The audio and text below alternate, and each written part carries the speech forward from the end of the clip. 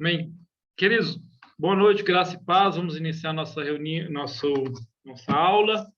Nós estamos no curso de Teologia, estudando Introdução ao Novo Testamento, para os irmãos que estão presentes agora, para os que estarão assistindo depois. Amém?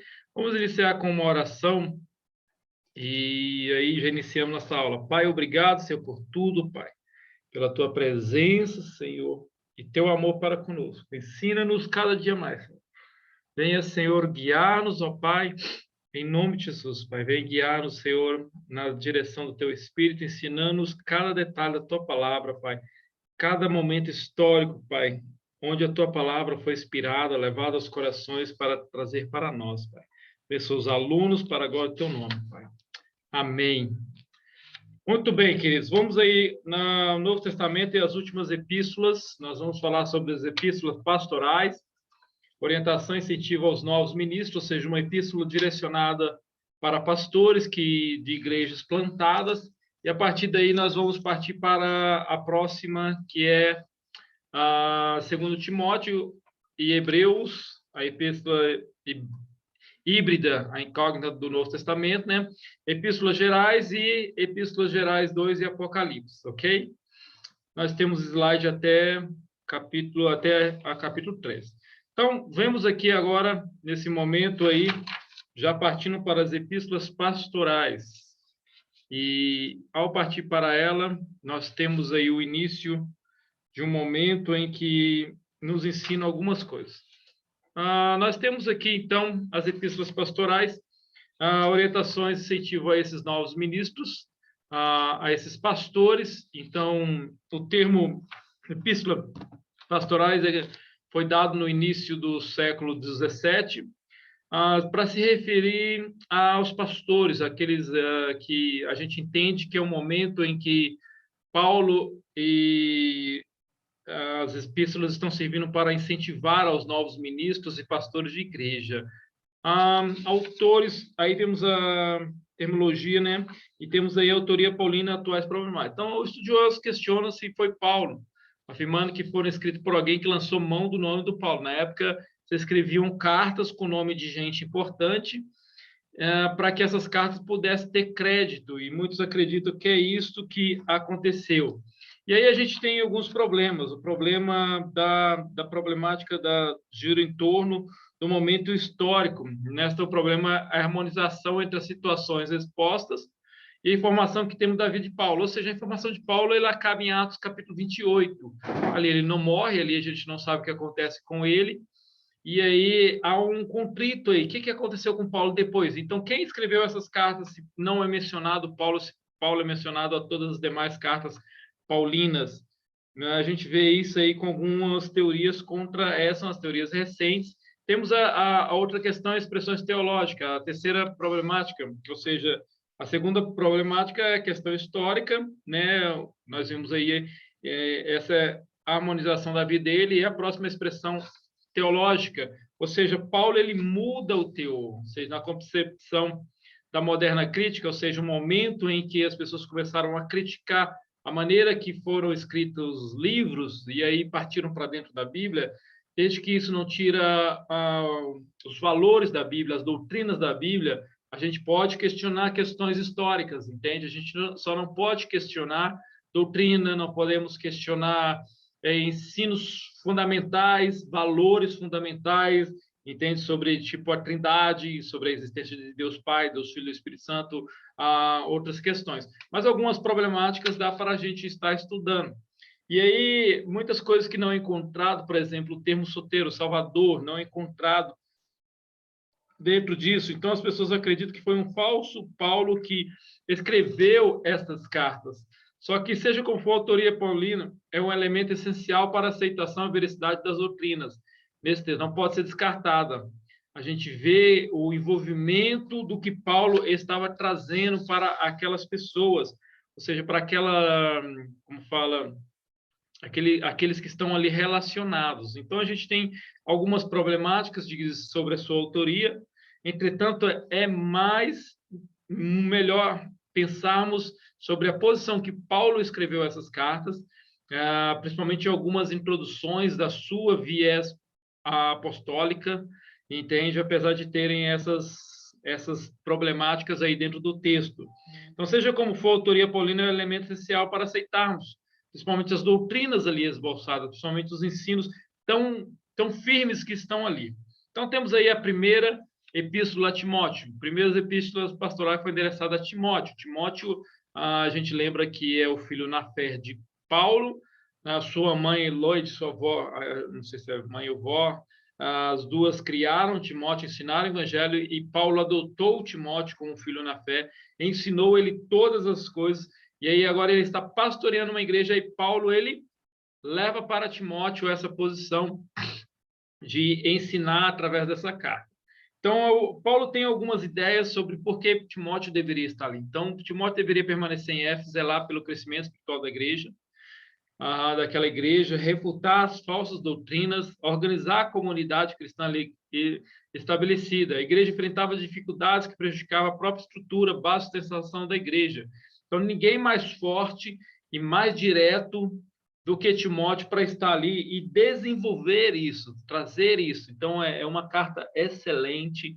Pastores têm de estar lendo essa carta, tanto 1 Timóteo como 2 Timóteo, mas essencialmente 1 Timóteo é bem pastoral.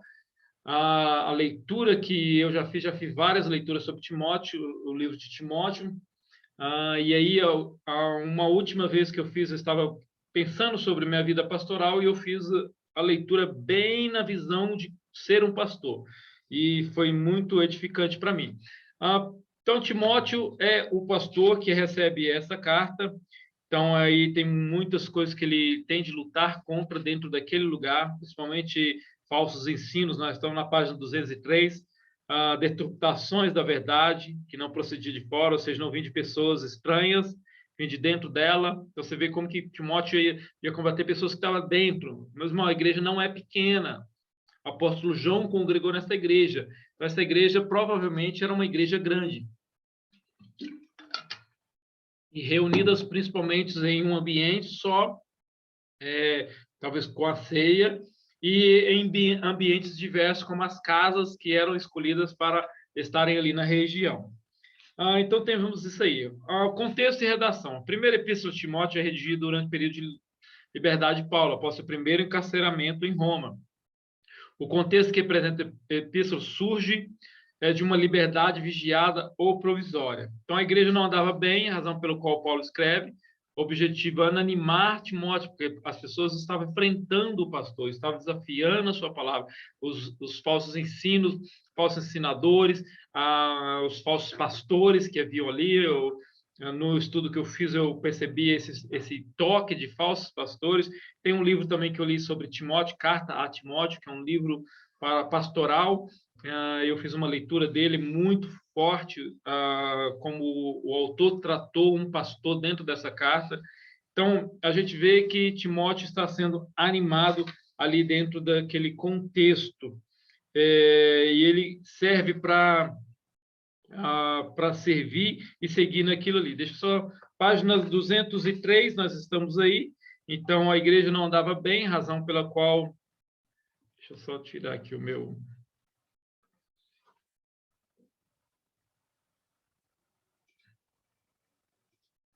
Só um minuto, deixa eu desligar o meu WhatsApp aqui, senão eu acabo... Ok? Então, voltando aqui nosso...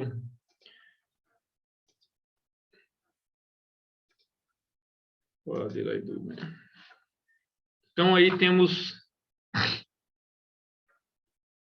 a posição de Timóteo. Ok, voltando aqui, Epístola de Timóteo. Então, temos aí ele sendo incentivado, ou seja, ele é incentivado. Então, o contexto da redenção, ele é incentivado. Outra coisa, o Timóteo era jovem demais. Então, por ser jovem demais, muitas poucas pessoas ouviram. Outra coisa, a saúde frágil de Timóteo. Então, Timóteo tinha problemas de saúde. Paulo, ele orienta ele, até com um momento medicinal ali. Era oriundo de um lar desestruturado. Era tímido de temperamento. Então, você vê que o perfil desse jovem pastor não era um perfil normal para um pastor, entendeu? Como Paulo, que é forte, tinha firmeza, tinha experiência. E aí chega esse jovem para pastorear uma igreja. Paulo, então, ele escreve esta carta. Então, a gente não pode desprezar uma pessoa por ela ser jovem demais, ou saúde frágil, oriundo de um lado estruturado, ou tímido demais para ser pastor. Vai da vocação e do chamado no coração dela. Isso é importante, que o que acontece dentro desse texto, ensinando sobre a vida de Timóteo. Então, é uma carta bem direcionada. Então, o propósito, segundo John Stott, ele fala sobre o propósito, e aí algumas coisas interessantes doutrina intacta, ou seja, ali a maneira que a doutrina tem de ser movida, não a sã doutrina, porque nenhuma mistura da doutrina. Você pode estar acompanhando 204, 205 também.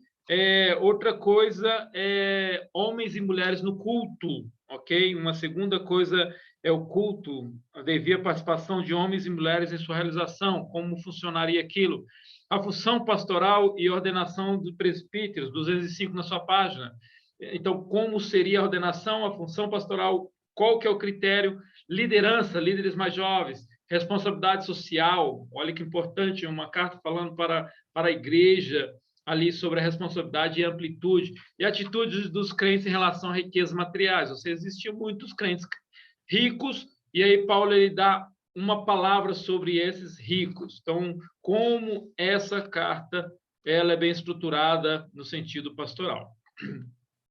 Temos o esboço, você pode acompanhar quando fizer a sua leitura bíblica, o seu estudo aí, dentro desse esboço. Temos a epístola agora de Tito crente de origem tia, e um dos muitos convertidos durante o ministério de Paulo. Tito não é mencionado com muita frequência nas epístolas paulinas, nem mesmo Lucas faz referência em Atos dos Apóstolos. Uma das vezes em que Paulo se refere a Tito é na carta a Gálatas, ou seja, Paulo ele traz aquele contexto em Gálatas, na página, você pode ver na nossa página, andando sozinho. Paulo, ele traz uma referência a Tito ali, entende? Então, já há um link de quem era esse. Só que a ausência de Tito na primeira epístola de Coríntios pode ser que Tito era o que estava levando a carta ou junto com as pessoas. Então, a ideia de Tito aparece nos textos paulinos. No contexto da redação e propósito, presume-se que Paulo tenha redigido essa epístola após Lucas ter encerrado a composição da segunda obra. Daí falta registro dessa atividade de Paulo, de que ele estava fazendo as coisas. Então, leva para essa igreja que está ali localizada ao sul do mar Egeu, ou seja, a ilha de Creia, aonde estava, entende? Aonde estava essa epístola quando ela é direcionada. E é caso de trabalho realizado na ilha de Creta, onde antes da sua partida deixa esse jovem também, um jovem ganhado na fé, na página 208, em que esse jovem também é uma pessoa que Paulo discipulou, filho dele também, na fé, e é ensinado. E é cerca de 257 quilômetros e 56 a largura, bem povoada. A carta visa encorajar Tito diante da árdua tarefa pastoral, por ser um lugar praiano ou outras situações em relação ao lugar. Entre os habitantes... Ai, dá licença, desculpa. Entre os habitantes de Creta era comum prática da mentira, da glutonaria, a bebedice, ociosidade e tudo que indica. Alguns crentes praticavam atitudes mundanas. Então, você vê que como é importante a ligação desse contexto em que um pastor jovem recebe a mensagem de outro mentor, ou seja, é um mentorado mesmo, como é importante um pastor sempre ter um mentor, ser mentorado por uma pessoa de mais estrutura e trazer uma mensagem tão grande, tão importante para a vida daquele pastor. Então, nós temos aqui a Creta, você pode ver no mar Egeu, e aí você vê todo o mapa. Nesse mapa você percebe essa pequena ilha, mas uma ilha povoada, ok? Ali no mar Mediterrâneo. Aqui está a Itália, Grécia, o Mar Negro, e aqui está a região em que está a Creta. E aí temos a outra carta, aí temos o esboço da carta também, que você pode ter aí nas suas mãos, está estudando. Segundo Timóteo e Hebreus, as cartas híbridas da Epístola Híbrida, que é Timóteo, a incógnita do Novo Testamento, a carta que mais nos atrai uma atenção, que é a carta de Hebreus, em relação a quem redigiu ela, o que é isso, o que está acontecendo.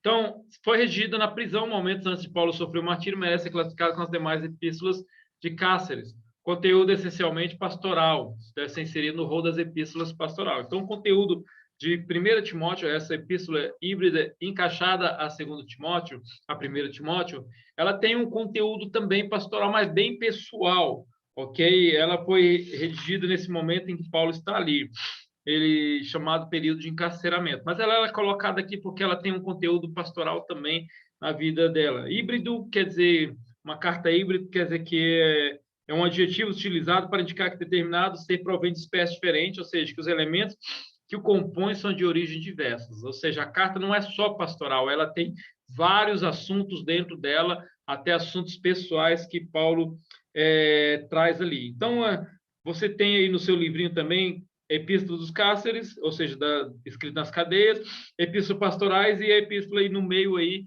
que é a epístola que tanto Paulo estava preso, como Paulo escreve coisas ali em conjunto. Aí temos tudo aí. O contexto da redação, Paulo estava em julgamento, sendo solto. Segundo aprisionamento, ele estava sendo preso pela segunda vez. Quando acendeu-se Nero, um monstruoso imperador, houve aquele incêndio em Roma, Paulo encontra-se preso numa fétida prisão, aguardando martírio. Escreve para orientar Timóteo acerca da pureza da doutrina cristã e dos perigos que enfrentaria no ministério em Éfeso. Ou seja, aquela cidade era importante, a igreja era importante. Então, ali tem um momento em que Paulo traz uma mensagem porque ele preocupa com Timóteo e com aquela igreja. Então, não era uma igreja fácil para um jovem pastor com estruturas meio balanceadas. E é interessante, e eu gosto muito dessa carta, gosto muito de ler Timóteo por causa disso. Destinatário e propósito. Destinatário Timóteo, escrita por volta de 68 depois de Cristo, orientar e encorajar Timóteo no trabalho ministerial, exortando acerca das dificuldades, tribulações que abateram sobre o ministério. É muito interessante todo esse contexto de Timóteo. E a carta escrita provavelmente em 68 depois de Cristo. E nessa carta, nesse momento, Paulo chama ele de filho na segunda Timóteo. Então é muito interessante. Outro fato interessante é que a carta não é só para ele. A carta está escrito graça seja convosco, ou seja, Paulo está escrevendo para ele e para outras pessoas ali, provavelmente para os anciões, os presbíteros daquela igreja, que já era uma igreja antiga, estruturada. Já disse, o apóstolo João estava nessa igreja, é falado em alguns momentos, entende? O próprio João esteve ali. Então, é uma carta, é uma igreja muito bem estruturada. Seja como for, a epístola tinha um propósito orientar e encorajá-lo. Já falei, afinal de contas, a carreira ministerial de Paulo estaria encerrada. Esse é um grande fator aqui. Paulo estava para morrer. Timóteo recebe a carta, passa alguns dias, Paulo ele é decapitado em Roma, e aí o que acontece? Timóteo está só, mas Timóteo está orientado pelas cartas que Paulo deixou. E aí temos o esboço da epístola, você pode estar vendo aí, e temos a epístola aos Hebreus, uma carta linda, o melhor grego já escrito, como dizem os estudiosos, livro de incógnitas, muitas questões estão dentro desse ensino surpreendente que é essa carta de Hebreus. Surgindo na história, mostra assim como Melquisedeque faz aquela comparação, sem pai, sem rastro, aí faz uma comparação de Cristo, como a função de Cristo enquanto sumo sacerdote celestial. Então, a carta, ela nos traz um desenvolvimento muito grande dentro desse contexto, e aí ela faz com que a gente chegue num âmbito de entender várias questões do Antigo Testamento como sombra para o Novo Testamento. Então, temos aí uma autoria incerta. A autoria incerta fez com que a epístola ficasse suspeita durante muito tempo antes de ser reconhecida como autêntica. O que acontece? Como não sabia a autoria do livro de Hebreus, não tinha assim, os pais patrísticos, aqueles que vieram depois dos discípulos, os pais apostólicos, e assim por diante, então não teriam nada falando sobre isso, então a carta ficou assim, quem é que escreveu essa carta, como que ela surgiu? Mas aí tem algumas teorias, a Paulo, Barnabé, Apolo, Lucas. Então, vemos aí que os defensores da carta sobre pontos de vista paulino, que é o meu ponto de vista, outros podem ter outro ponto de vista, mas eu acredito, como a maioria acredita, é os pontos teológicos semelhantes. Ou seja, Paulo está escrevendo num contexto mais hebraico aqui, um momento bem do Antigo Testamento, algo que Paulo conhece, porque estudou aos pés de Gamaliel, ou seja, era muito inteligente, foi fariseu e etc, etc. E aí ele tem os pontos teológicos muito forte em relação às suas cartas, em relação à epístola, entendeu? Coisas sobre redenção, sobre justificação e assim por diante, que dá para fazer um paralelo, como você vê no livro na página 216. Terminologias semelhantes. Paulo usa bastante terminologias e aqui no livro de Hebreus dá muitos pareceres iguais. Circunstâncias semelhantes. Notifico-vos, irmão, que o Timóteo foi liberdade, e assim por diante, entende? Coisas que aconteceram e ele está dentro desse contexto. Testemunho de Clemente. Aí Clemente, ele é um bispo de Alexandria que viveu 150 a 215 depois de Cristo. Ou seja, Clemente, ele é já quase 100 depois de Cristo, ou seja, está bem próximo, 50 anos, bem próximo ali do momento em que o último evangelho foi escrito, as demais coisas, as últimas pessoas estavam morrendo. Se a gente imaginar que Timóteo tinha uma idade jovem, provavelmente ele ainda estava ali com aquela idade, ele bem velho, mas aí já tinha pessoas, famílias dizendo quem que era. Então temos um testemunho importante aí. Os defensores de Barnabé, a autoria e origem afirmam que poderia ser de Paulo, mas o estilo, a composição literária, não. Argumentos em favor de Barnabé apoiados em Atos 4:36. Martinho Lutero defendia que a epístola poderia ser Apolo, por causa da sua eloquência. E aí João Calvino, ele veio e trouxe a autoria para mais uma pessoa. Então, o teólogo e bem teólogo mesmo, bastante coisas de João Calvino, graças a Deus ele tem uma estrutura de teologia muito grande. Ele vem e traz para nós também a ideia de Lucas, apontando Lucas por causa de Atos, por causa do contexto, do estilo literário escrito ser quase igual ao estilo literário de Lucas. Mas se Paulo, Barnabé, Apolo, Lucas, ninguém sabe, somente Deus sabe quem é o autor de Hebreus. É lindo o livro. Era alguém conhecedor do Novo Testamento, do Antigo Testamento, digo. Suas leis e ritos não são estranhos, pelo contrário, percorre algo bem íntimo com aquilo. Então, a gente tem bastante ideia de saber que não era desconhecido seus leitores e que talvez residissem na Itália. Então, temos sempre esse contexto aí desse autor que ainda é desconhecido. A data, tempo antes da perseguição promovida por Nero e da destruição de Jerusalém. Local, provavelmente, uma parte da Itália, em algum lugar da Itália que ele esteve presente. Então, temos o esboço aí, você pode estar verificando o esboço, e aí temos agora as epístolas gerais. As epístolas gerais constituem um dos maiores e importantes capítulos do estudo do Novo Testamento. É aqui que nós temos Tiago, 1º e 2º Pedro e os demais no capítulo seguinte. A gente tem dentro desse contexto essas epístolas. Consciente de pouco tempo dispomos, não dá para falar muita coisa sobre tudo que está aqui, entende? Escrito, podem pesquisar em outros, mas epístolas gerais ou católicas, utilizado para referir ao grupo formado por 7 epístolas. Tiago 1, 1ª e 2ª Pedro, Judas, 1ª, 2ª e 3ª João. Foi usado pela primeira vez por Eusébio de Cesareia, que indica que as obras incluídas nesse grupo foram endereçadas não a um grupo determinado de igrejas ou pessoas, mas todas as igrejas cristãs. Ou seja, o contexto aqui é que foram escritas para todo cristão que existiu naquela época, existisse a partir daquela época. Então, você vê a maneira que essas cartas foram escritas, elas foram dadas a todas as pessoas, direcionadas a essas pessoas que estão até hoje cristãs. Então, por isso que tem essa ideia de epístolas gerais. Então, temos a epístola de Tiago, é considerada a mais prática das epístolas do Novo Testamento. Seu conteúdo visa orientar seus leitores, conduz-os das dificuldades da vida e permanece firmes ante a provação que põe a sua fé. Então, é bem prática, ortodopraxia, que é chamado essa ação que você tem uma prática cristã, entende? A maneira que você age. Tiago, ele trabalha de uma maneira assim que você entende a vida cristã, entende? Hoje dá para se pregar muito em volta de Tiago em relação à nossa vida aqui no mundo ainda, serve para nosso contexto.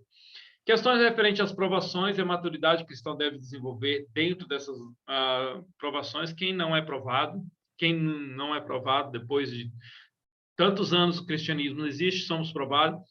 Cristianismo verdadeiro que pratica a palavra, Tiago, desculpa, ele faz isso. Dissensões dentro da igreja, ele trabalha. Que igreja que nunca teve problema? Me diz que eu não vou congregar lá, porque se eu estiver lá, dá problema. Nem você congrega lá. Não existe. Só nos céus. Questões que envolvem a cosmovisão cristã, ou seja, coisas que dizem sobre a cosmovisão cristã, como que é a fé, como que é a maneira de estar ali. E, por final, ele tem as exortações finais, alimentando a fé das pessoas, e é algo importante. Então, no Novo Testamento, na autoria, ele apresenta 4 pessoas, com o mesmo nome: Tiago, dos filhos de Zebedeu, Tiago, filho de Alfeu, Tiago, pai de Judas, Iscariote e o irmão do Senhor. O mais indicado é o irmão do Senhor, que é Tiago, entende?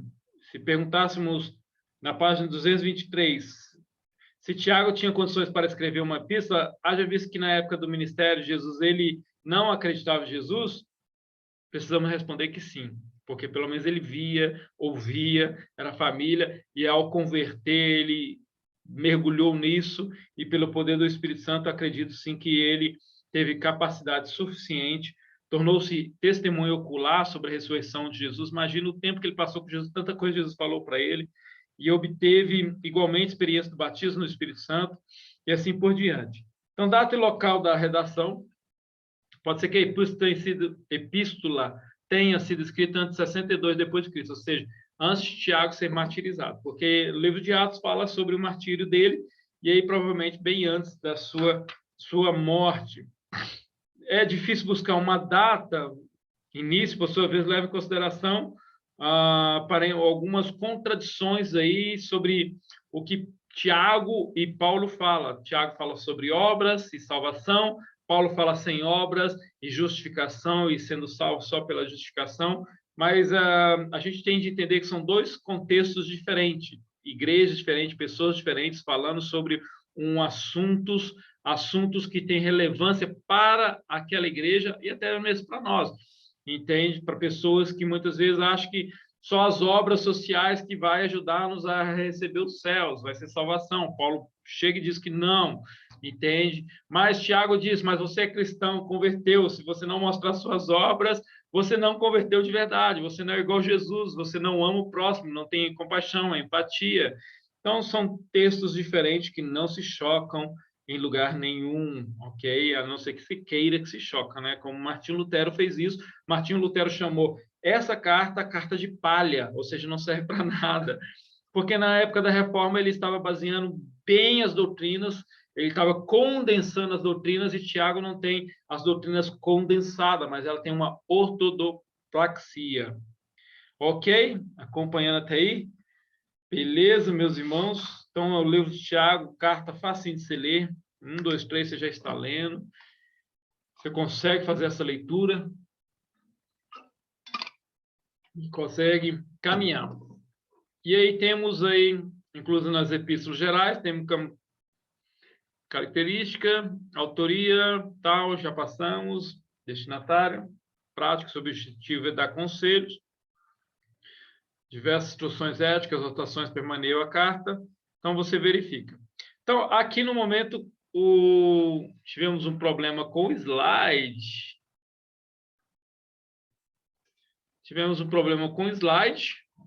Ok? Então, o que eu vou fazer? Eu vou estar trabalhando com o texto aqui do livro, entende? Quando eu abri o slide, eu estudei o livro, e aí depois eu acompanho no slide.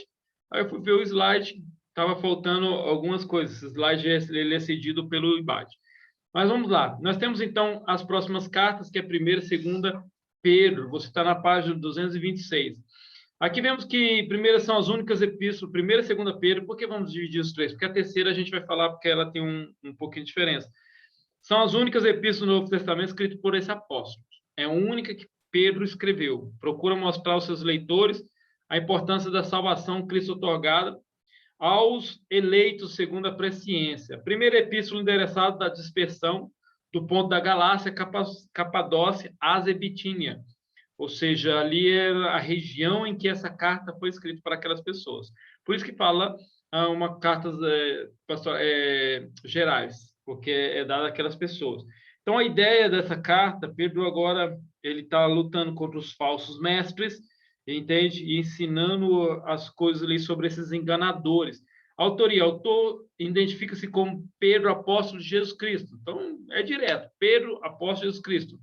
E na segunda, como Simão Pedro, servo e apóstolo de Jesus Cristo. Então, é direto o que ele está dizendo, quem ele é. E ele se refere a Paulo como irmão amado, em 2 Pedro 3:15. Então, ele faz uma conexão com Paulo, por causa dos ensinos de Paulo, e por causa daquele choque que Paulo repreende ele em Atos, lá, quando tem aquela repreensão. A se chamar a atenção, todavia, ao problema referente à diferença entre as duas epístolas. Estas, quando comparadas, são diferentes da maneira literária, ou seja, o estilo literário, a forma de escrever de 1 Pedro não é a mesma de 2 Pedro. Então, alguns acham que Pedro tinha um escriba, entende, na primeira, e a segunda ele escreveu com as próprias mãos, entende? Então, pode haver essa diferença e essa explicação. Data e local. Partindo do pressuposto que Pedro escreveu os próprios, provavelmente ele tem escrito no momento de 64 a 68 depois de Cristo, levando em consideração a perseguição sofrida pela igreja e a morte do apóstolo Pedro. Levando em consideração esses dois assuntos, a gente vê que as datas são anteriores a 70 depois de Cristo. Então, também vemos também que essa carta, ela tem um momento de Nero, né, quando Nero persegue a igreja, e Pedro, ele tenha morrido no mesmo ano do imperador Nero, então, 68 antes de Cristo. Esse período, entretanto, admitir que Pedro não redimiu nenhuma das epístolas que levam o seu nome, mas a gente acredita que essa redação dele tem a ver com isso. Então, é bem importante o que acontece nas cartas de Pedro. Ele trabalha contra, o propósito dele é trabalhar contra os falsos mestres. E aí temos a parte 2, no capítulo 4, as epístolas gerais. Ok, epístolas gerais abordando 3 cartas escritas por João, as joaninas, primeira, segunda e terceira João. Então, a epístola joanina, como são chamadas, são obras escritas pelo apóstolo João, apóstolo mesmo que escreveu também o Apocalipse, a gente vai ver mais para frente. São o único em todo o Novo Testamento. Então, João escreve o seu livro no Evangelho, essas 3 cartas aqui da Epístola Gerais e o Apocalipse. Então, ele escreve, é chamado de um parâmetro joanino histórico, epistolar e apocalíptico, ou seja, escatológico. Então, a autoria e destinatário. Então, a primeira coisa, a maioria dos estudiosos do Novo Testamento, entre outros aí, como Led, que é um grande estudioso que me ajudou bastante em muitas coisas que eu creio hoje, George Led, por causa que eu já vinha estudando a Bíblia, ele só fortaleceu o que eu vinha estudando na visão que eu tenho hoje, e ele traz realmente que a ideia não apenas primeira, segunda e terceira João inseridas no grupo da epístola, mas toda a epístola joanina compartilha um autor comum, e seria esse João. Aí temos aí algumas referências que a gente pode ver, texto de 1 João, essas coisas depois vos escrevendo para que a nossa alegria seja completa. Aí 2 João ele escreve a mesma coisa, e assim, esse paralelo mostra que essas cartas foram escritas por ele. Dá para você comparar aí. Então, quadro comparativo também, por outras pessoas aqui, do Evangelho com as mensagens iguais dentro aí, você pode ver que comparação legal, uma comparação dentro do nosso quadro, Evangelho, 1 João, 2 João e 3 João, onde João trata assuntos que você vê ali dentro, para trazer realmente a ideia de que João ele foi o autor e escritor deste livro. João escreve a alguns destinatários, primeiro presbítero, a senhora eleita e aos seus filhos. Ele escreve a Gaio, na primeira epístola, assim vemos que ele escreve para uma pessoa, para as igrejas, deixando de lado a questão da autoria, análise aqui onde que na página 233. Então, ele escreve para um grupo de pessoas na igreja, ou igreja na casa das pessoas que estão ali, e aí ele lida com divisões na igreja, os falsos profetas, e aí na segunda epístola, como de Pedro, é enviado na mesma região, ou seja, João também trabalha naquela região. Então, possui destinatários, pessoas. Então, tem presbítero, a senhora eleita e os seus filhos, presbítero, o amado Gaio. Então, quando fala sobre essa senhora eleita, seria uma mera pessoa. A ideia é que o termo seria uma mera personificação da comunidade a qual essa carta destinava. Então, a ideia é mais ou menos que essa senhora eleita seria uma personificação ali, ou seria também uma pessoa que estava pastoreando aquele lugar, como outras pessoas aceitam. Ademais, não parece que o entendimento da expressão a senhora eleita e seus filhos se referiu à igreja e seus membros, ok? Onde João encontra quando redigiu essa epístola. Então, tem uma ideia. E aí tem a última carta de João, amado Gaio. Ele já escreve diretamente, não é difícil concluir que a epístola tem sido redigida àquela comunidade ao cuidado pastorais de Gaio. Nós vemos um outro pastor pastoreando uma outra igreja em que João ele escreve para aquele provavelmente convertido pelo ministério de João. Então, o objetivo da epístola. O objetivo da primeira epístola gira em torno das orientações do apóstolo para reforçar a fé cristã, enfatizar os princípios basilares. João ele é bem teólogo, entende? João ele traz bem o contexto da teologia para dentro das suas cartas. Na segunda epístola, João, ainda preocupado com as questões doutrinárias, adverte sobre os falsos mestres, suas heresias, fundamentados no gnosticismo nascente. Naquela época estava nascendo o gnosticismo. Então, ele traz essa ideia. E João faz com tudo isso. A terceira epístola é uma solicitação para que Gaio acolha os irmãos que não foram recebidos por outro pastor ou outra pessoa que estava num grupo de outro lado. E aí temos a nossa epístola, a epístola de Judas. Uma epístola que ela tem uma direção muito grande, mas uma epístola que tem 2 pontos ali, que fala sobre 2 livros, a Assunção de Moisés, um livro apócrifo existente, e fala sobre o livro de Enoque, também um livro existente, e aí traz uma mensagem dentro do seu contexto. E aí, durante o tempo, ela foi posta em dúvida em relação à confiabilidade enquanto texto canônico, por causa desses versículos que estão aí dentro, aí, destacando os livros apócrifos. Então, eles pensavam que a carta de Judas também era um livro apócrifo, ou seja, um livro escrito por uma falsa pessoa. Mas, aos poucos, foi encontrando, dentro do estudo do livro de Judas, essa questão e foi sendo encontrada algo profundo que deixasse essa carta junto no Novo Testamento, escolhido as cartas para nós. Então, a autoria, Judas, servo de Jesus Cristo, irmão de Tiago. Então, é bem referente que existe 4 Tiagos, mas a ideia é que seja esse Judas, irmão de Jesus, que é o fato mais relevante que temos aqui dessa epístola, seria Judas, um dos irmãos de Jesus.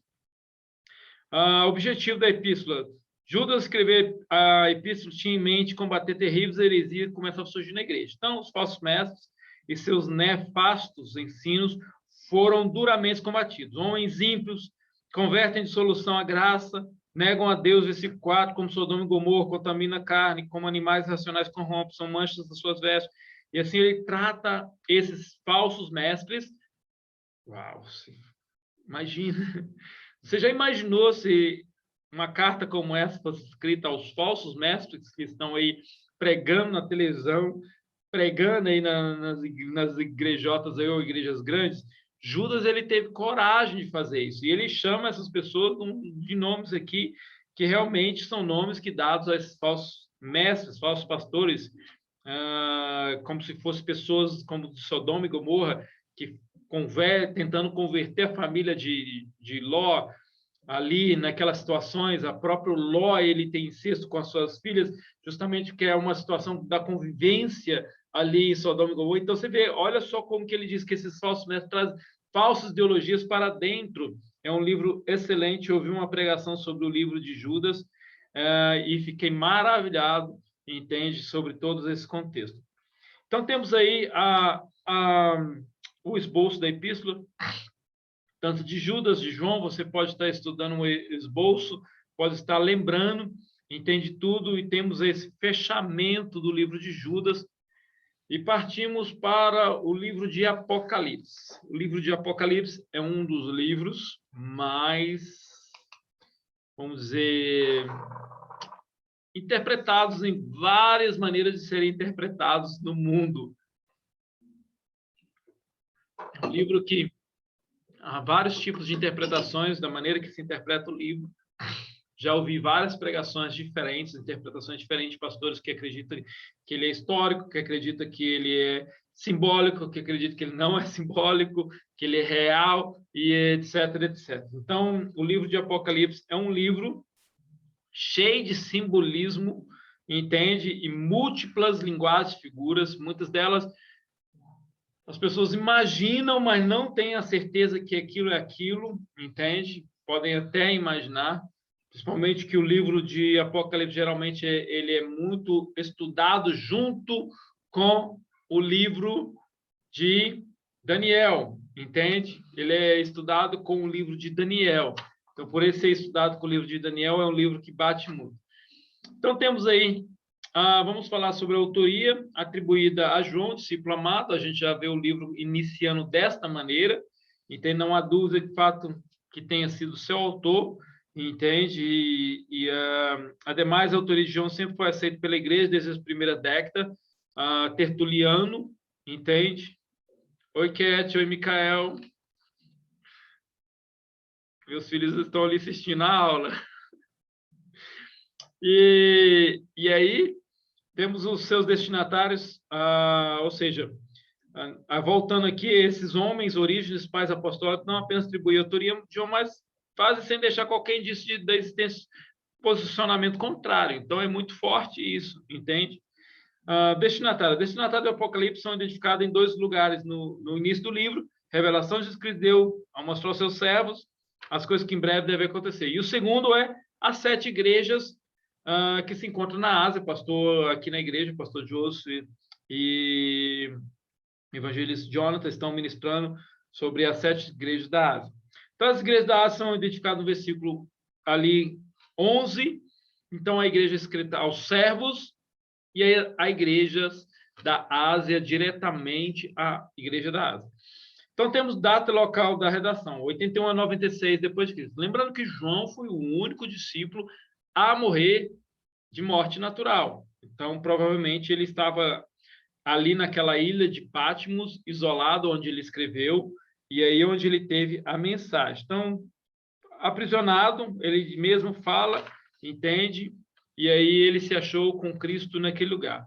Há algumas contrariando Rael, que é um grande historiador, ele diz que o Apocalipse foi de fato escrito na ilha de Patmos antes da morte de Domiciano. Então, ele dá um parecer ensinando, dando essa direção. É uma das ilhas do sudeste da Ásia Menor, atualmente chamada de Palmosa. Então, ainda existe até hoje, atual Palmosa, você pode ver no seu livro, na página 242. João escreve para os servos de Deus, escreve para as igrejas da Ásia, existentes igrejas naquele momento. Então, quando ele escreve para a igreja de Éfeso em primeira mão. Era uma igreja localizada na desembocadura do rio Cáster, cerca de 56 quilômetros a sul-leste de Esmirna, ou seja, uma igreja perto da outra. É o lugar mais famoso do templo pagão da deusa Artemis. Reunia-se nos lares, costumeiro chamamos de grupos familiares. A igreja se reunia em lares. Tudo indica que a igreja em Éfeso enfrentava um grave problema referente à ação de falsos apóstolos, ou seja, falsos apóstolos. Apóstolos se diziam apóstolos, não eram apóstolos, ok? Aprenda isso. Existem apóstolos que se dizem que são apóstolos, mas não são apóstolos, são falsos apóstolos. Estamos cheios de falsos apóstolos ainda hoje. Indivíduo que lança a mão do prestígio da posição que conferia espalhava falsos ensinos à comunidade. Entretanto, a igreja reagiu com energia, anulando a ação dos tais. Não apenas mais repudiando a ação dos chamados nicolaítas, membro de uma seita herética do primeiro século, que, segundo o informe de Irineu, foi fundada por Nicolau, um ex-diácono. Porém, uma coisa depõe contra ela: abandono do primeiro amor. A gente não vai entrar em muitos detalhes, só vai entrar na parte histórica. A igreja de Esmirna, ao lado da Filadélfia, a igreja de Esmirna foi condenada por causa de elementos negativos em seu caráter.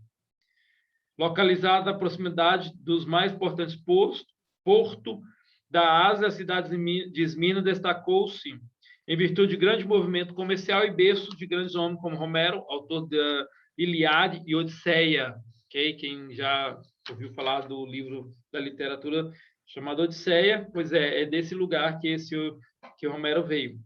E aí ele fala, Esmirna é consolada pelo Senhor, não há palavra de exortação, mas palavra de ânimo, consolo. Pelo texto da carta, entendemos que grande parte dos membros da igreja eram pessoas sem condições financeiras, mas era rico nos olhos de Deus. Então, temos todo o contexto, pois a cidade era comercialmente próspera, não havia razão para a igreja ser economicamente pobre, a não ser que os meios para alcançar a independência financeira em Esmirna passassem pelo famoso caminho jeitinho brasileiro. Provavelmente a igreja se tornou pobre porque talvez havia muita corrupção na cidade. Alguns historiadores dizem que havia muita corrupção, havia muita propina, muitas coisas acontecendo. E aí as pessoas convertiam, elas não faziam essas coisas, e elas permaneciam fiéis aos valores, Cristo, e provavelmente as suas rendas diminuíam. Portanto, são perseguidos em decorrência da fé em Cristo, os judeus, aqueles que se declaram e não são, têm participação direta nisso. Seja como for, a referência à tribulação de 10 dias, por sua vez, indicaria a perseguição movida pelo imperador Trajano, quando houve uma perseguição. Temos a igreja em Pérgamo, capital do antigo reino grego de Pérgamo, a cidade de Pérgamo ocupava uma posição muito importante naquele lugar. Nos dias de João, a capital da província romana, Pérgamo possuía um gigante templo de adoração ao imperador César Augusto, e deveriam prestar-lhe culto, onde essa igreja está localizada. Cristo é apresentado à igreja em Pérgamo como aquele que tem a espada afiada de 2 gumes. Uma das indicações de que Deus não admite misturas. Temos em Hebreus capítulo 4:12 também, e Apocalipse 19:21. Aqueles cristãos eram cristãos e bem de verdade eram fiéis e se mantinham assim até a morte. Entretanto, os líderes não toleravam falsos profetas, mestres naquela época. Permitia que a moralidade dos habitantes pagãos de Pérgamo exercesse influência sobre a igreja. Ok, não tolerava os falsos mestres, mas aquele momento, entende, em que acontecia algumas coisas dentro da igreja, que era a moralidade, eles permitiam, de sorte que a doutrina contrária às sagradas letras tinha o livre trânsito, a doutrina de Balaão e dos Nicolaitas. Esse o Senhor fez a advertência. Segundo Led, a igreja em peso é chamada ao arrependimento de um pecado pelo qual só alguns eram verdadeiramente culpados. Quem se arrepender, vencedor. A igreja de Tiatira, reconstruída essa cidade pelo um dos generais, ficava a 60 quilômetros da costa do mar Egeu. Era um lugar, uma metrópole, um relevante centro comercial com outras regiões. Os seus trabalhavam em diversos ofícios: olaria, cartume, tecelagem, tinturaria e trabalhos em bronze. Era uma cidade artística, tem muitos ainda objetos vindo dessa cidade. Não havia a semelhança que ocorreu em Pérgamo, forte influência do culto imperador. Os cristãos ali não tinham muita dificuldade de servir a Cristo, ou seja, não havia dificuldade. Porém, era uma igreja de meio termos. Eram notáveis por seu amor, fé, serviço, mas toleravam falsos mestres. É diferente da outra. A outra não tolerava falsos mestres, mas tolerava a imoralidade ou coisas moralmente aceitas pelos pagãos. Essa aqui já é diferente. Ao que tudo indica, o problema originou-se de fora para dentro das pressões impostas pelos pagãos, mas em Tiatira o caminho é inverso. O problema emanava de dentro da igreja para fora. Essa mulher que está dentro da igreja. Então, uma igreja vinha de dentro para fora, a igreja passada que a gente acabou de ver, a igreja em Pérgamo, essa aqui é de dentro para fora. Uma de fora para dentro, influência para destruir a igreja, essa aqui é de dentro para fora para dentro, ok? Entendeu? Baguncei tudo? Ok. Igreja de Pérgamo, acontecia o seguinte: de fora para dentro influenciava a igreja a se tornar o que era ela, uma igreja carnal. Aqui a igreja de Tiatira é de dentro para fora, ou seja, a mensagem que recebia de dentro para fora fazia com que ela se tornasse carnal. Jezabel é figurativo, indicando que uma mulher, o nome Jezabel é figurativo, indicando que uma mulher membro da igreja de Tiatira que possuía livre trânsito entre os crentes, profetizando e ensinando, possuía as mesmas mazelas morais de Jezabel, ou seja, tudo que Jezabel era do Antigo Testamento. O texto da carta indica que, em virtude de não ter se arrependido, a falsa profetisa iria ser cometida de uma enfermidade. Perdia os seus filhos. A severidade do castigo indica a gravidade do pecado, a intolerância divina em relação a toda qualquer prática pecaminosa. E também, algo importante, falsa profetisa, falsas profecias que ela trazia. E aí isso influenciou em quê? Enfermidade, seu corpo e os seus filhos. Temos a igreja em Sardes. A igreja em Sardes, localizada na junção das principais estradas que ligavam Pérgamo, Esmirna e Éfeso. E aí estava ali, a Sardes era a capital da Lídia, famosa por sua indústria de tinturaria de lãs. Então, temos aí alguns contextos bíblicos aí, Apocalipse aí, escritos sobre ela. A igreja em Sardes estava morta. Esta era a sua condição espiritual. Havia perdido a vitalidade, nenhuma de suas obras alcançava o padrão divino. Então, morreu, acabou espiritualmente. Era uma igreja que estava ali, mas não estava com Deus. Então, tinha uma carência da unção de Deus único, capaz de conduzir toda e qualquer obra à expressão completa. É como se existisse uma igreja. Irmãos, a igreja de Sardes, ela é tão importante a gente pensar nisso, que nos Estados Unidos há uma igreja gigante, uma igreja que tem mais ou menos uns 15 mil pessoas, que ela foi morrendo. Eu comecei a ler a história. E hoje, o pastor, o líder dessa igreja, ele tirou a Bíblia como o principal livro de estudo durante os domingos. Ou seja, nos domingos eles estão estudando outros livros, entende? Nos cultos estão cantando outros tipos de músicas. Ou seja, Deus morreu dentro desta igreja. Não existe uma espiritualidade, uma unção. E é uma coisa de louco, entende? Então, e lá eles já não usam mais o termo Deus, usam outro termo. E aí está uma confusão. Por quê? Existem igrejas que elas morrem mesmo, entende? Eu acredito que igrejas no mundo, elas podem passar pelas 7 igrejas da Ásia, entende? Como também a gente vai ver na frente que as 7 igrejas da Ásia podem ser tempos da igreja, própria igreja aqui na Terra. E aí o que acontece? É uma igreja, a falta de vitalidade, ausência de relacionamento pleno com Deus, vive numa superficialidade das práticas de provida da graça. Tudo indica, o Espírito Santo diz, ser vigilante, consolida o resto que estava para morrer. Ou seja, ainda havia esperança para algumas pessoas na igreja. Contudo, o Senhor faz questão de lembrar que, mesmo com toda a letargia espiritual que se apoderava daquela igreja, havia aqueles que permaneciam fiéis. Ainda existiam pessoas fiéis. A igreja de Filadélfia. A igreja em Filadélfia está na cidade de Filadélfia. Então, atualmente, a Lazer. Você pode ir lá no Google e procurar e você vai achar. Foi construída por Eumenes II, rei de Pérgamo. Principal atividade é em torno de vinicultura. Daí Diniso, deus do vinho, ser a divindade pagar mais cultuada na cidade. Ao lado de Esmirna, Filadélfia é a única igreja que não recebe nenhum tipo de repreensão do Senhor. Pelo contrário, somente elogios são dirigidos a essa comunidade cristã. Aqui não é pouca a força em si, mas o fato de a igreja ter enfrentado todas as tentações, tribulações, e assim permanecer fiel. É uma igreja fiel. A igreja promete prostrar-se, aqui diz, e é a igreja que o Senhor promete fazer prostrar-se diante de si os membros da sinagoga de Satanás. A mesma referida na carta de Esmirna. Talvez a referência a esses falsos judeus prostrando-se diante da vitória dessa igreja. Então, vemos aí, Filadélfia é a igreja vencedora, a igreja fiel, é ela que o Espírito Santo promete livrar durante toda a adversidade.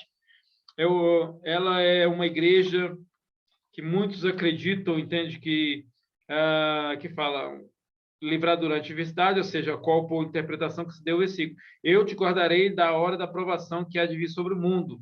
Se pré-tribulacionista ou pós-tribulacionista, o fato é que é com essa igreja e vem se demora o seu socorro. O que acontece? Se a pessoa tiver uma ilusão, ou a pessoa tiver um entendimento sobre tribulação, aqui dá a entender que essa igreja passará pela tribulação, entende? E aí, ao ela viver dentro desse período, Deus aguardará. Então, é vencedora, ela que o Espírito Santo promete livrar durante a adversidade, ou seja, qual foi a interpretação que deu o versículo 10? Eu te guardarei da hora da provação que há de vir sobre o mundo. Se pré-tribulacionista ou pós-tribulacionista, está embaixo aqui, que você pode estar lendo, o fato é que Deus está com sua igreja e vem sem demora ao seu socorro. Deus cuida da sua igreja. Então, nessas lutas, a gente possa entender que Deus está ao seu socorro. A igreja em Laodiceia, situada a cerca de 180 quilômetros leste, dispõe de uma invejável localização geográfica. A interseção da estrada propiciou o trânsito comercial.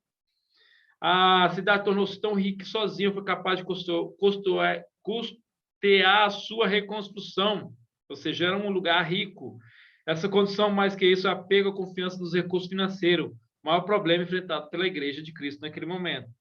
Então, o corpo da igreja não deixa dúvida quanto à suficiência socioeconômica daquela igreja, rica, abastada, independente. Entretanto, o diagnóstico que nós temos aqui é que aquela igreja é infeliz. Tem dinheiro, mas é infeliz. A sua infelicidade é o abandono da fé, entende? Que ela abandonou, ela começou a buscar em outros recursos de vitalidade para a sua vida e o próprio Espírito diz, miserável, sim, pobre, nega o sul, ou seja, pega de mim as coisas para você ter. Isso é a oposta à situação que tem os recursos financeiros. Espiritualmente, Deus tem uma visão de uma igreja que é rica, que ela pode ser pobre e miserável. A igreja em Laodiceia precisava urgentemente de ouro refinado pelo fogo para enriquecer, vestes brancas para tirar sua nudez, colírio para ungir os seus olhos, tem que ver. Então, seu estado era o estado de mornidão. Essa palavra morno é muito importante. Mas quem tem frio a ponto de vomitar. Água fria é refrigerante, água quente é útil, ok? Mas o crente laodicense se assemelha à água que manava das fontes termais da proximidade, a qual, fluindo através de um aqueduto, tornava-se tépida, portanto, vomitório. Ou seja, quem já tomou água morna sabe que produz em você a vontade de vomitar, entende? Desse ponto de vista. E é tão interessante que liga ao ponto de vista do que está acontecendo. Assim, o Espírito demonstra o amor e a longanimidade, não só pela igreja, mas por todos que necessitam de arrependimento.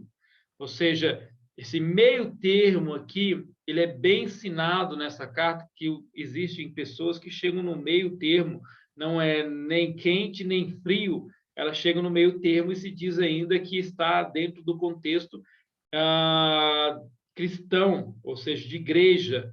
E aí que Deus fala que vai vomitar, ou seja, essa estrutura que a carta traz para nós.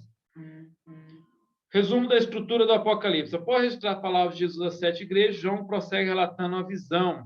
E ele começa a relatar várias visões sobre o livro do Apocalipse. Aí, capítulo 5, pedindo que lhe 7 selos.